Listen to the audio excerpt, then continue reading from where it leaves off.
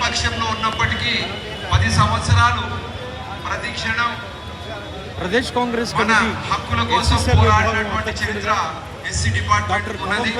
అయితే డాక్టర్ కవ్వంపల్లి సత్యనారాయణ గారు కూడా రాబోయే కాలంలో ఎస్సీ డిపార్ట్మెంట్ యొక్క బాధ్యతను తీసుకొని ఇక ముందట మన హక్కుల కోసం కాంగ్రెస్ పార్టీ మరియు ఎస్సీ డిపార్ట్మెంట్ యొక్క అభ్యున్నతి కోసం పోరాడాలి.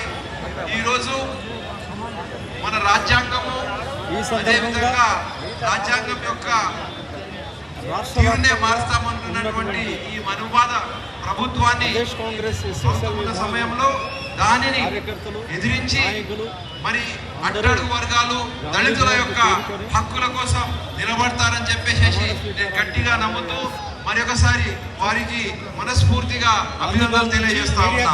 జై భీమ్.